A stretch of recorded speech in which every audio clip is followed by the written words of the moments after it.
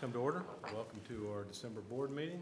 Tonight, the pledge will be led by Mr. Wayne Blair.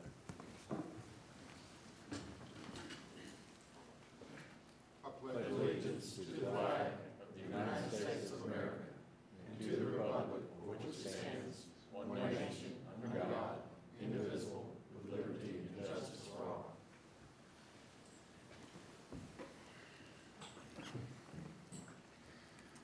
Okay, please join us for a moment of silence.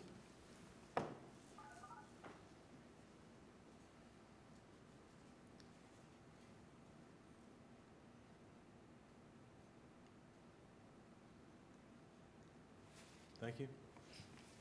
Approval of the agenda. So moved. Second. Any discussion? All in favor of the motion, say aye. Aye. Opposed, say no. Motion's adopted. Approval of the consent agenda. So moved. Second. Any discussion? Questions?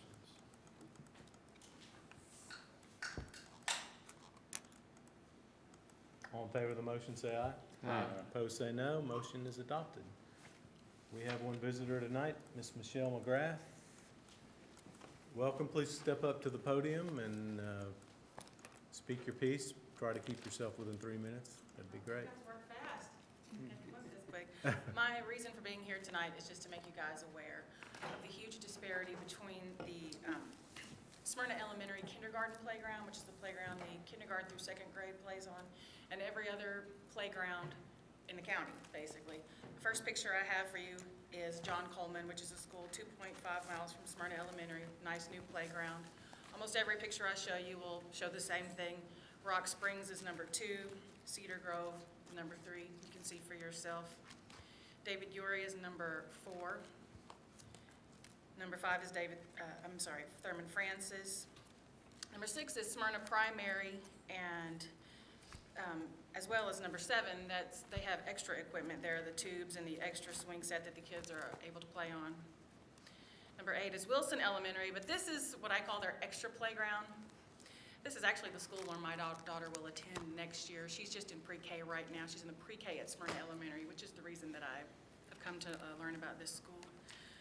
They use this playground only occasionally. Most of the kids use this much larger playground. They use this most often, which is picture number 9. Picture number 10 is Walter Hill Elementary, only 10 miles from Smyrna. That's my son there playing. Stewartsboro Elementary is the next playground, number 11. They only pre-K and kindergarten use this playground. Number 12 shows the larger playground that they have at Stewartsboro, which the 1st through 3rd graders. And the 4th and 5th graders at this school have their own playground in addition to this playground. And then number 13 shows you the Smyrna Elementary pre-K through 2nd playground. You can see for yourself, it's very old. It's 30 years old, as a matter of fact. It's original to the school. The school's built in 1982, so it's coming up on 30 years old. Nothing's been done to it. Number 14 shows, it's hard to show in a picture, but all those 4 sections of the playground, they're not interconnected anymore. They were in the past, but whenever anything's broken on the equipment, they simply remove the equipment and don't ever add anything back. So what you have left is just a skeleton of a playground, basically. Number 15, no one has ever been able to explain to me what these yellow bars do for this attachment. My daughter hurt herself on it trying to come shimmy down, and the attachments are just old and out of date, basically, is the point. Number 16 shows my daughter stepping on the only step they have between the platforms. It's just a metal bar. It's very slippery, very dangerous. Number 17 shows it from another angle. Very conducive to injury is the best way to put it, especially with kids jumping around. Number 18 shows my daughter standing next to the starting platforms, and they're 2 feet in the air at this school, which is difficult for small kids to climb and jump off of. Number 19 shows the starting platforms at every other playground in every other school in the county. You can see that they start much lower to the ground, so they're much safer. And the steps are appropriate. They're appropriately length steps. So it's much safer for the children to play. The The next picture, number 20, is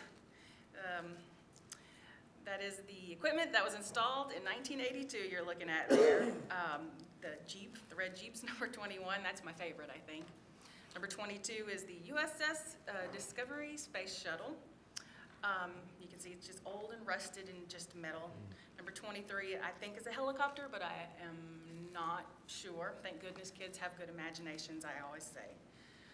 Number 24 shows the swing set that they have. It's very difficult to show in a photo, but the ruts underneath those swings are so deep the kids can't get up in the swings. Teachers always have to assist them. Number 25 shows that my daughter trying to get in a swing, I have to help her get in, and I can't imagine being a teacher with a full class trying to help get in a swing. Also, you can notice in that number 25, the little bit of mulch that's left is overgrown with weeds. I actually went out there with my rake to try to fill in some of those holes, and I could move none of the mulch. There was so little left, and it was so overgrown with weeds. Number 26 shows the CD swing at Smyrna Elementary School. It's a very difficult harness to work, and even if you manage to figure it out, the buckle is broken. The next picture, number 27, is the CDC swing that every other school in the county has. It uses a pull-down restraint, just like a roller coaster harness. It's a lot safer and a lot easier for the teachers to get the special needs kids in and out of.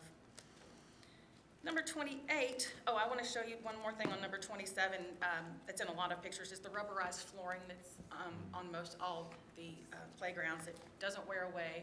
You don't get the deep ruts under the swings. It's much safer for the kids. And it has some give to it, so it reduces the amount of injury. And it's porous, so the kids can go outside and play right after a rain, which is so critical for small children. Number 28 shows Smyrna Elementary a few hours after a rain. They have to wade through that swamp just to even get into the playground. Number 29 shows the example I give is Smyrna Primary, but they all have sidewalks laid for the kids to walk to the playground, even so they don't have to walk through the mud and the puddles even after it's rained. They're still able to go outside and play. Nothing is more important to the sanity of teachers than the teachers of small children than play. Number 30 just shows more puddles. 31, more puddles. 32, more puddles. Number 33 shows the lake that's formed after a rain, and it takes days for that lake to go away. Number 34 shows 4 days after that rain. And you can also see at the base of Funnel Ball, there's 3 inches of exposed concrete where the children have worn the dirt away over the 30 years. And the picture I call the insult to injury is number 35, where they're adding a new awning at Walter Hill, and they've also added this at Rock Springs and other schools.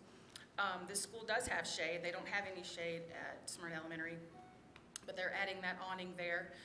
And also new equipment to that, which was already existing. Number 36 illustrates that as well. The men out there adding the new equipment. Nothing's changed at Smyrna Elementary. I think this might be the most well-put-together handout that I've gotten from a parent in my 7+ years on the board. And you have a very cute daughter. I bet we can fix this problem, though. Grant, you have a question. Who have you brought this, to whose attention have you brought this to? I brought it, I discussed it with Ms. Regina Joyner just a few weeks before she resigned, and then I also spoke with Mr. Trey Duke about it on several occasions. Originally, I was trying to get him to work with me to get a donation from Nissan, because Nissan's 2 miles up the road. Their core values are education, diversity. This is a very diverse school, the most diverse in Rutherford County, and humanitarian issues. And they want to help people in their community. So I thought it was just tailor-made for a grant from Nissan to fix this playground, and I just couldn't get Let's let Mr. Gill respond to this. I guess it's been, within the last 2 years, we had got some federal money, and we did do improvements across the district to playgrounds. Did we not do a rubberized one at all at that school? It is, but it's on the playground that the bigger kids Well, use. that's what happened. Historically, schools do have 2 separate playgrounds. It's very expensive, as you might imagine. I can imagine. To mulch them, certainly to rubberize them. I think they have, with respect to the rubberized playground, what all the other schools have, which is 1.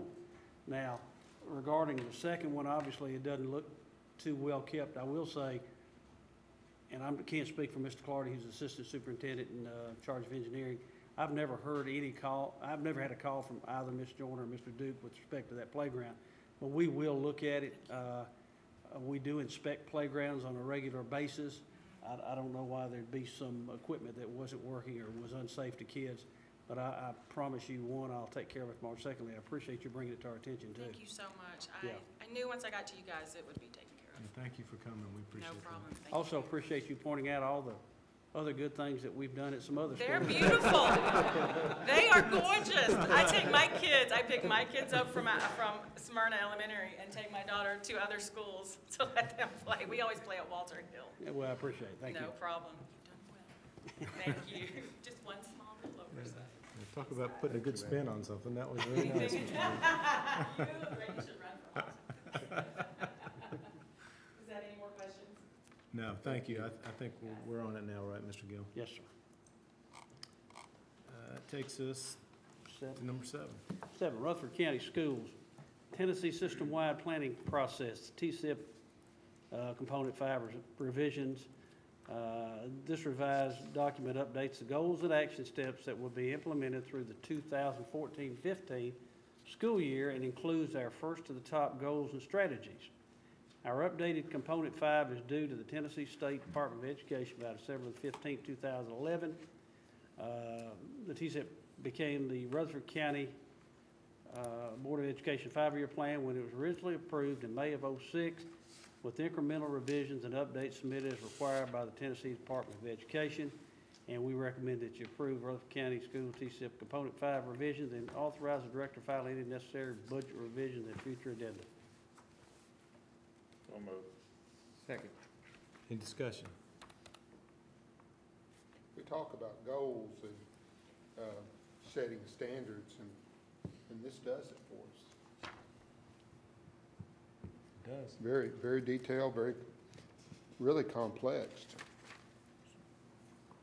Well, it might be a document that we refer to once we get going on the evaluation process. Again, we've talked about being a little more aware of our goals, so Yes, sir. that'd be a good place to start. Other comments? All in favor of the motion, say aye.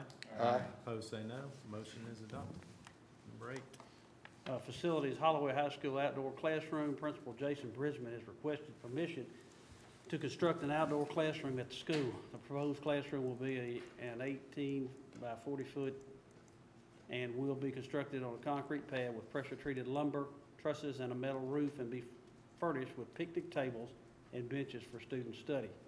Holloway High School outdoor classroom will be funded with a grant and donated funds at no cost to the Rutherford County School Board. Recommend that you approve construction of 18 foot by 40 foot outdoor classroom at Holloway High School at no cost to the board. So moved. Second. Any discussion? All in favor of the motion, say aye. Aye. Opposed, say no. Motion is adopted. Number 9. Financial matters. Rutherford County Schools 403B Plan Document Amendment. The IRS allows 2 types of 403B catch-up salary deferrals. A, $5,000 a year for employees who are 50 years or older. B, $3,000 a year for 3 years for employees with 15 or more years with the system. However, the IRS 403B audits are testing eligibility for 15-year catch-up deferrals before testing the age 50 and over deferral. Effectively, this interpretation rules out the $5,000 salary deferral for employees who are 50 years or older unless they also meet the 15-year test. Our 403B plan document needs to be amended to no longer permit the catch-up salary deferral for employees with 15 or more years with the system effective December 18, 2011. No current employee salary deferral will be affected because no Rutherford County school employee is currently making any 15-year catch-up salary deferrals. 10 employees who are 50 or older are making additional deferrals up to the $5,000 limit. And hopefully you understood that. And we're recommending that you amend Rutherford County Schools 403B plan document to end the 15 years of service catch-up contribution revision effective December the 18th, 2011. So moved. Second. We had discussion on this last night, and I think it was well explained at that point. But if there are any other questions, now'd be the time. All in favor of the motion, say aye. Aye. Opposed, say no. Motion's adopted.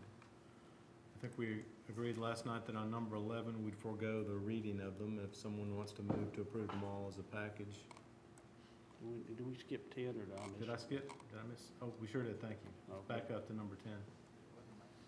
Student discipline appeal, the board has been requested to review the November 30th, 2011 decision of the DHA, Disciplinary Hearing Authority, to uphold the remandment of a student from Laverne High School to Smyrna West Alternative School. Student was remanded for the remainder of the school year for attacking another student. This review is pursuant to the provisions of policy 6.317. Policy states that the board shall review the record and shall, 1, affirm the decision of the DHA, 2, overturn the decision of the DHA, 3, modify the decision of the DHA to a lesser penalty, 4, grant a second hearing, which would be before the board, and 5, deny a request for a board hearing. Move to affirm the decision of the DHA. Second. Any discussion?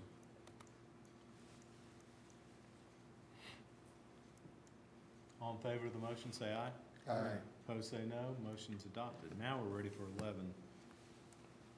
Want to read each policy? Would ask for No, unanimous. sir. Aaron, I was going to just say that for the sake of compliance, move for unanimous consent that we dispense with the reading and consider these in total. okay. And now a motion to, we'll consider that one passed. You want to move to approve all of them? Move to approve all of them. Second. Okay, thank you. Any discussion? Again, we've seen these once at policy committee and last night at the work session, but I don't want to forestall any discussion if there is any. Aaron, did you have something? Yeah, just as a matter of discussion, I think Mr. Tackett expressed in the work session last night that there had been some contact from at least one teacher. I got a phone call last night about the maternity leave change, item H. The sincere sentiment was that we very, very intentionally make sure that this policy change gets out to all employees so no one is surprised by it. I want to note again how in the policy committee we talked about this being effective August 2012, and so there's a considerable lag time that this takes to get into effect. In addition to that, I also, again, want to echo on item I about zero tolerance offenses. I thought Mr. Jernigan made a great point in the policy committee meeting about zero tolerance offenses potentially getting watered down with too many of them getting in there. This is certainly one that we have to have in there, but we just want to be cautious as we move forward. Okay, thank you. Other discussion? Okay, all in favor of the motion, say aye. Aye. Opposed, say no. Motion's adopted. Takes us to 12. Anyone have any comments or questions about that set of policies? Okay, 13. Collaborative Conferencing Committee pursuant to Section 49-5-605, the Board of Education is required to appoint management personnel to serve on a committee following a majority vote in favor of collaborative conferencing. Before making that recommendation, or do you want me to make the recommendation with those on there? I'll just say, you know, I'm fine with it being total, with no board members being on there. I mean, as Wayne or Donald or somebody last night mentioned, it's been the model we followed all along here, and it seems to have worked pretty well. It's not really giving up any of our authority. And I do worry a little bit about if there's a board member on that committee and that person does or says something that might, you know, might be taken as a law, whereas it really shouldn't be. Those are just some of my thoughts, but. And I would be concerned about maybe a statement being made that would be taken in context for the entire board. Right. When it may not be. And I join you and also saying that I think the system has worked very well with the way we've done it in the past, and I would be in favor of a board member not being a part of this committee. And again, I just raised it last week because I thought we had, but of course, that discussion took place when we weren't quite sure whether or not a board member had to be on there. And I think since then, we've clarified that a board member does not have to be on, can be, but does not have to be on. So maybe that's where I got a little bit off in my thinking, but anyway. I'll make a motion to approve the names as listed. Okay. Second. Tim? Just as a point of, Sure. you know, I think I can be okay with this, but I would like for us to be sure that we monitor this process this time through and see if there would be some advantage to doing it a different way. You know, I feel we want to make sure we keep the connection open. And I think, I don't know if it's appropriate or how this can be in these negotiation sessions, or is it appropriate for us to be there as a Sure. observer? I think that might be something that would be a good thing for us to maybe do, just to kind of, again, make sure we keep a connection Right. in place. Yeah. I feel strongly that we want to make sure we do that. Okay. Wayne? Prior to this changing to the collaborative conferencing, statute gave the board an opportunity to meet in private with its negotiating team. Now with this change in statute, as far as our ability to meet with this team, has that changed? Is everything still the same, that we can, Good question. we can meet? I don't know the answer to that. I mean, I'd have to go back and look at it in context with the new statute, because portions of the old statute were deleted and amended, and I have not looked at that specific issue, so I'll have to research that. I mean, that's a big deal Yeah, there. it is a big deal. Because It has been awkward, I mean, it was awkward prior to the passage of that law that you're referring to. But if we can still meet with this team, as in the past, with that change, very conducive to good board and Right. committee relations. Right. Grant? I don't believe that the board has had notice of all of these meetings in the past. And although maybe none of us, but probably very few of us would probably want to go, there might be a chance that they would. So I think we need to get notified of it in advance of the meeting. I think that's a reasonable request. If you'll just shoot us an email telling us when and where the meetings will take place. It's a good idea. Other discussion?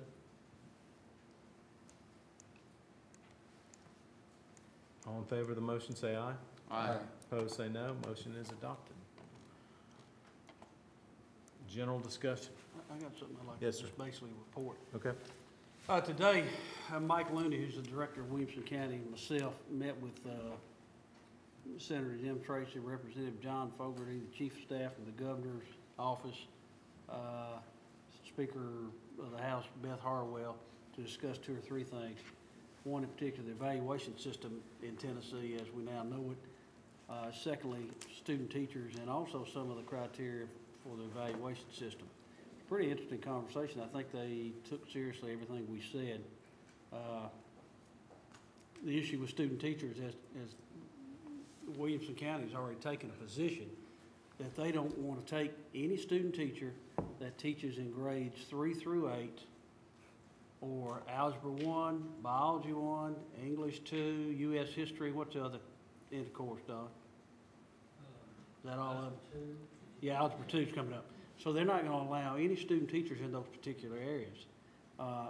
Reason is because those are tested courses, and 35% of that, of their test scores reflect on their evaluation.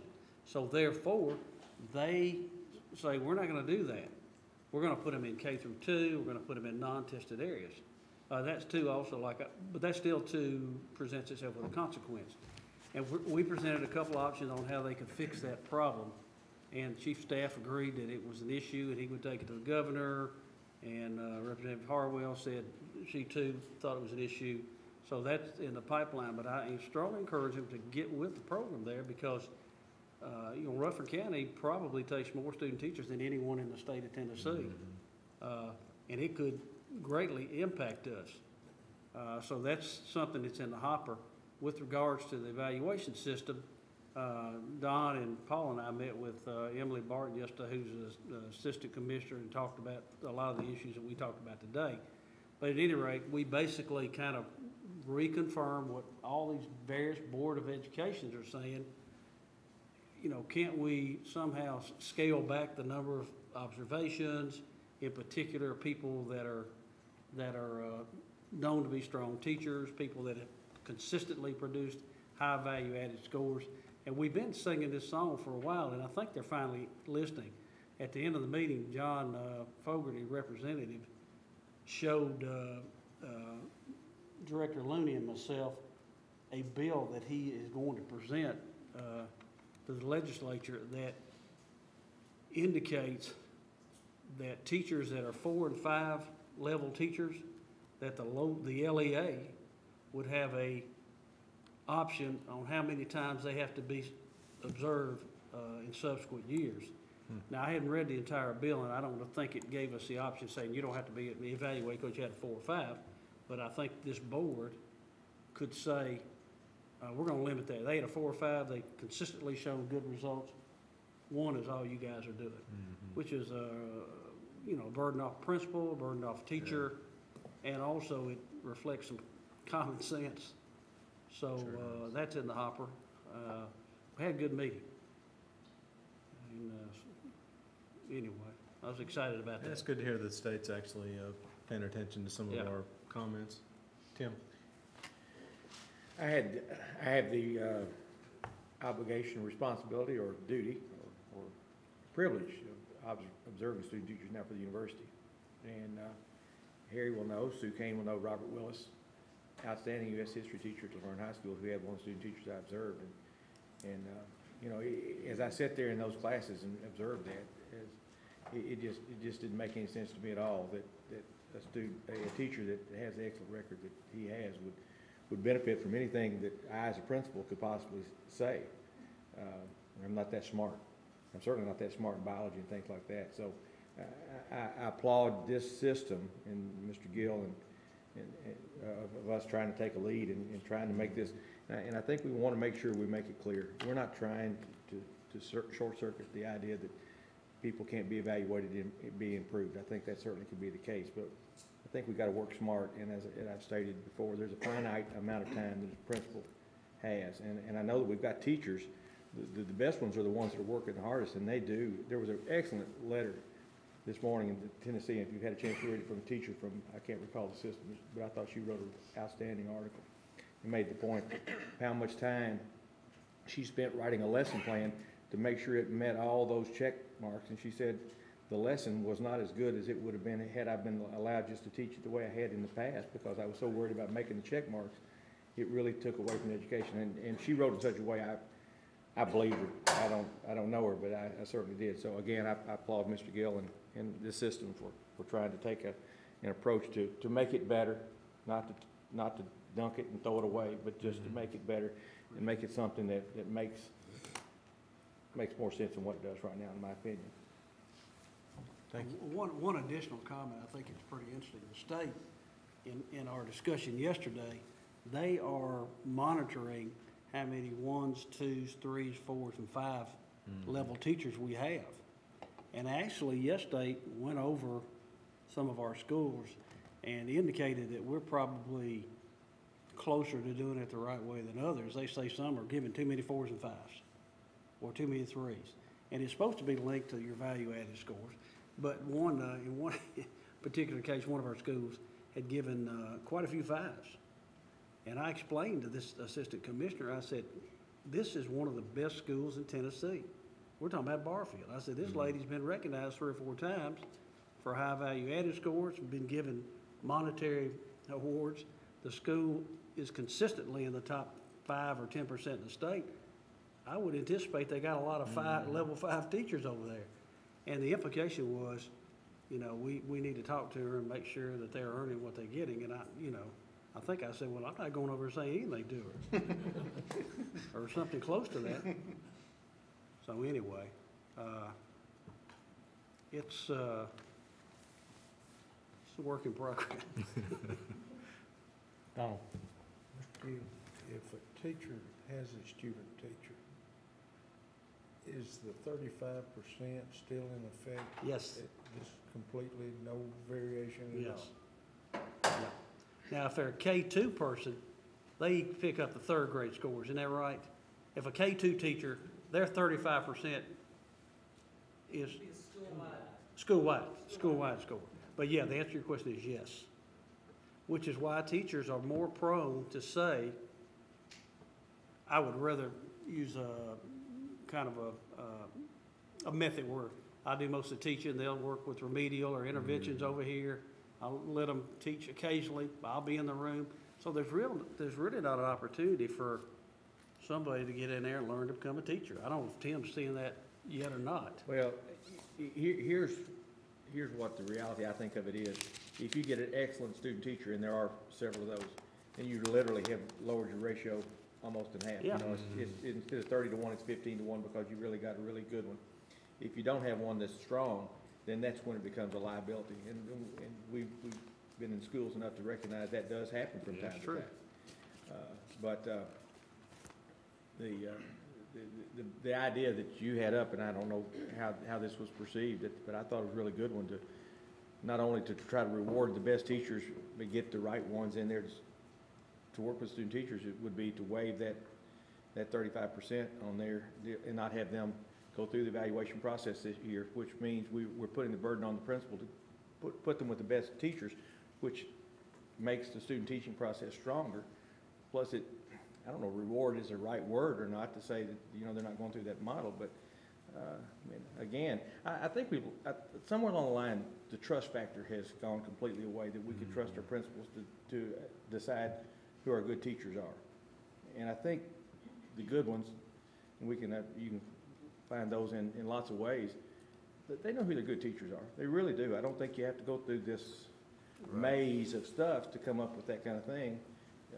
Coach Gill probably recognized Kim Webb was a pretty good basketball player without having to put her on a grid. I had to work with her 2 or 3 years first. But there was no reason to try to go through and say she met these criteria. You know, a lot of times you know good teaching, you know good principals, you know good people, just without having to go through quite such a systematic process. Right. Other discussion? Do we need to revisit? Yes, sir. Oh, I'm sorry. No, go ahead. Once you leave this subject, I got something else I want to say. Well, my subject's going to be the search. So Okay, well, I I just, do that last so that Mr. Gill. okay, can say I just that. want to acknowledge the passing of Dr. Jan Stauffer, principal at Laverne High School for several years. I had the privilege of working with Dr. Stauffer when Laverne High School opened up in 1988. We became very good friends through that process, and just saddened by the loss, and I think we just need to acknowledge the good work she's done for our system. Thank you, Tim. Harry, you're free to stay or free to be dismissed. Your choice. We're just going to talk here a little bit about the search process. I don't know that we need to rehash everything, Ken, if you want to, but essentially I think the choice that faces us tonight is do we want to go it alone in this search, or do we want to engage some sort of consultant? So I would entertain a motion on that question. Grant. There's different varieties of how much involvement we need for outside consultant. I think you probably need to put some parameters on that before you might make it a little bit easier. Well, basically the question is, do we want to invite are we pretty darn serious about hiring somebody, and do we want to invite folks to come give us a presentation? And I think as part of that presentation, we'd be able to answer your question, which is a good question. I mean, exactly what do we want? Get in time factors, and you get in obviously cost too. Right. And speaking of time, you all received an email from Mr. Reed pointing out a couple of things about the process. Jeff, do you mind just stepping up and giving an overview of what you sent us? You may be aware there are a couple of existing policies the board already has in place that address the recruitment and selection of director of schools. There are policies 5.801 and 5.802. I sent you both of those last night. 5.801 says basically prior to actually conducting the search, there's some steps the board should take first, and that will be developing a job description, a timeline for the process, a process for accepting and reviewing applications, and selection procedures should include some other steps that involve maybe community input, interviews, things like that you would expect. But you do have that policy the board has to keep in mind that we would need to follow with respect to the selection process. With respect to policy 5.802, that addresses qualifications that have already been established by policy for a director of schools. And some of these, for instance, are a professional educator's license, a master's degree in education with preference for a doctorate degree, 3 years of successful experience in school administration, and such other qualifications as the board deems desirable. So you have these kind of fundamental requirements here, but whatever additional requirements you would want to impose, certainly you're free to impose those and require that. Now, with respect to the selection process, we do have a school board election coming up next year. So by virtue of a state law, we're restricted within so many days of the election of entering into a contract with director of schools.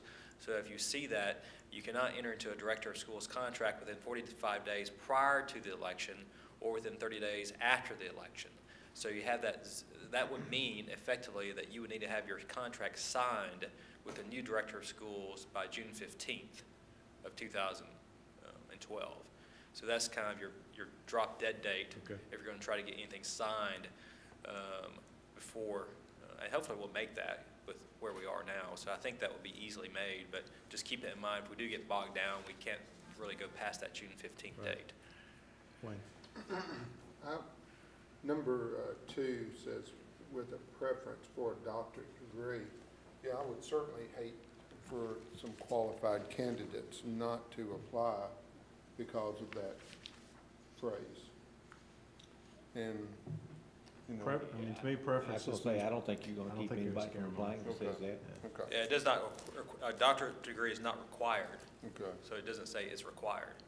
Okay. But master's degree would be required. Right.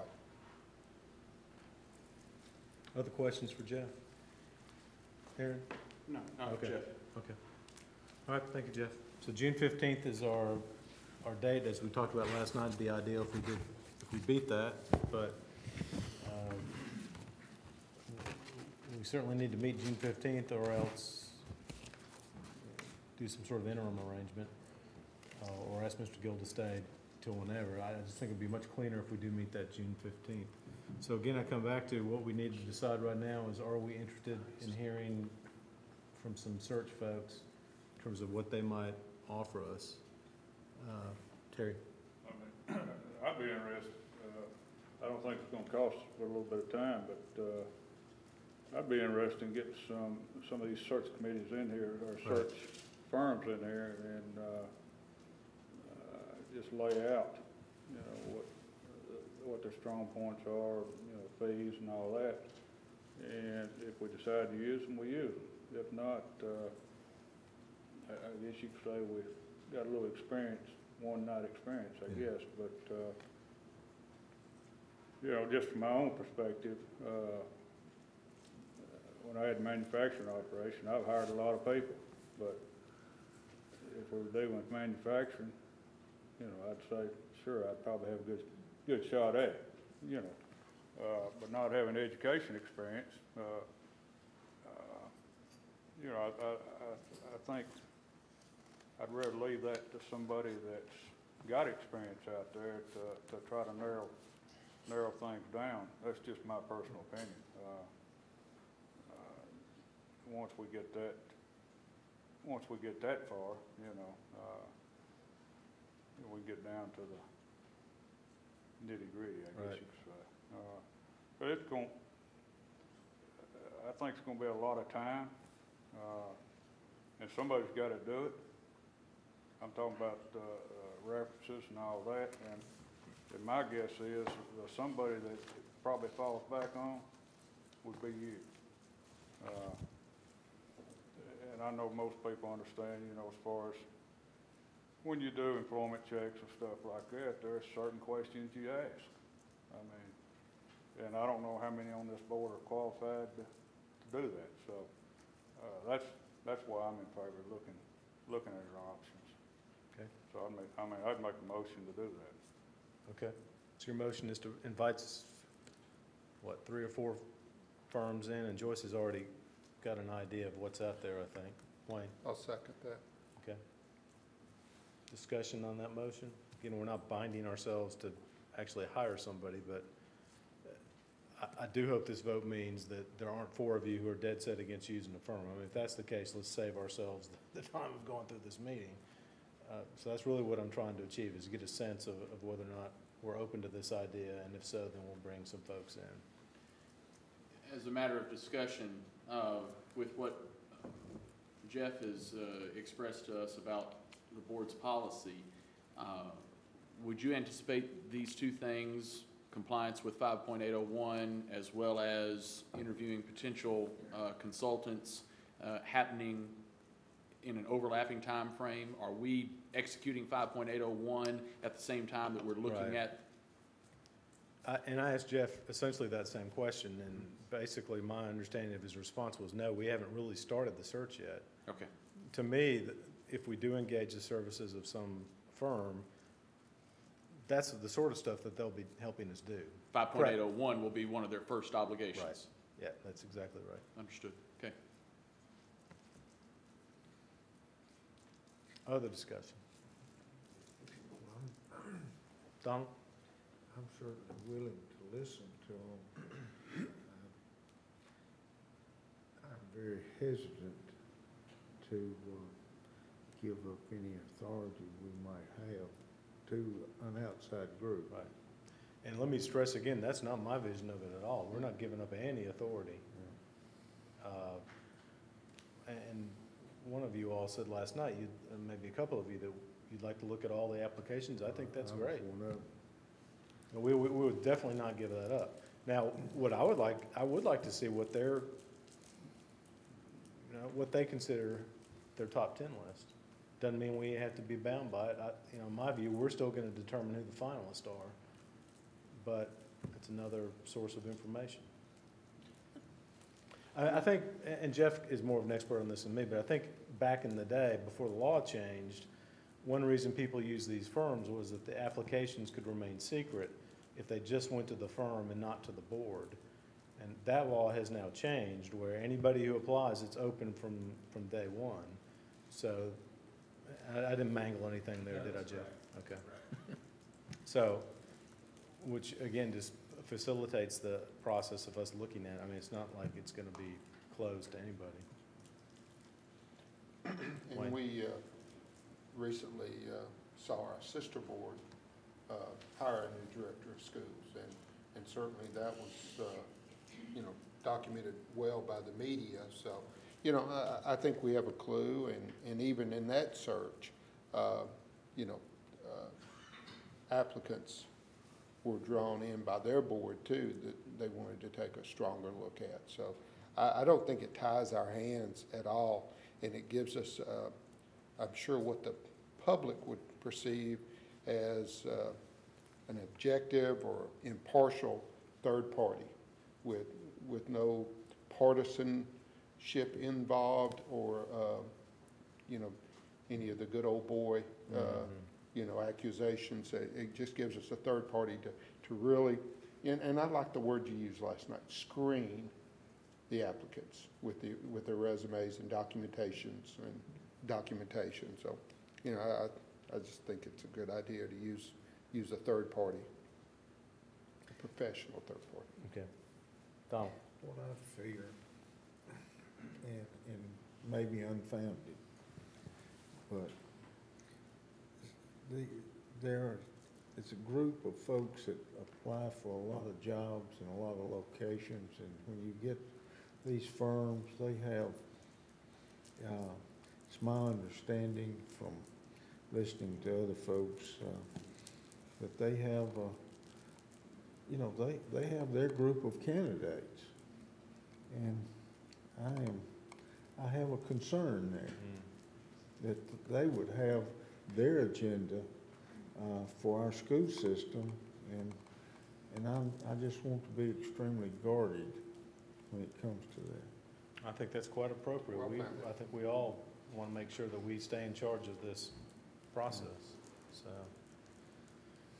Are we ready to vote? I'll take that as a yes. All in favor of the motion, say aye. Aye. All opposed, say no. Motion's adopted. So Joyce, will you, ideally, I think we would do this in advance of our first set of meetings in January. I don't know if that's possible. I imagine these folks are going to be eager to come because this is potential business for them. So if we could do this the first week, hear what they have to say, and then we would make a decision. What are the dates on our regularly scheduled meeting, Joyce? January is our regular meeting. Okay. Is that the meeting or the work session? No, the 11th is the work session. Okay. So my hope would be on January 12th, we say, yes, we're hiring a firm and it's this one, or no, we're not hiring a firm. Mr. Chairman, We, would yes, we hear their presentation at the work session and then? no, No? we'll have a special call on the presentations that Oh, first okay. week of January. Okay. So it'll give you a week to mull it over. Okay. I don't know how much more time we could really need. I mean, I would request that as soon as Ms. Michaels knows who those people are, there's plenty of information about them available on the internet for us to be prepared for their presentation. Okay. If we could get a heads up on that. And if we could also include in that special called meeting to hear these presentations, other matters as the board may address. So it gives us a little bit of leeway if we want to take a look at any of the timeline issues or any of that kind of thing. We don't have to take anything up, but if we don't have it on the agenda, then we can't. so you just want to put an item on the agenda saying matters related to the search. Is that what you're saying? Ms. Michaels usually does a great job of wording that Say any other items. as the board That'd may be open. consider. Okay. Right, thank you. But the main item of business will be that listening, and we'll do it like we did a few years back with the bus camera people. Remember, we had 4 or 5 companies come and they gave 30 minutes or 20 minutes and had PowerPoints and whatever. I mean, that's how I envision this going. And each of them will get Joyce and I will work out the details, but a specified amount of time, then we'll ask questions and have discussion. We'll move on to the next one. So it's likely to be a relatively long meeting, at least 2 hours, I would imagine, if not a little bit more. So, but you got all Christmas break to rest up for it. Okay, so that's our plan. Does that sound good? Mr. Chairman, we have a couple of scouts in the back. Yes, we do. Are you all here for a merit badge or in government? Citizenship in the community. Okay. Wonderful. Now, why don't you stand up and say your names and we'll see if we can't get you on TV. I'm Thomas Purvis, And what school are you from? Central Lane. Okay. Okay. Well, great. Good luck to both of you all. Glad to have you guys. Yeah. Very good. Anything else? All right. Well, I don't think you need a reminder, but at 6 o'clock at the courthouse, we'll be having, well, we won't be having it. But there'll be a redistricting meeting, which would be quite interesting. So with that, we are adjourned.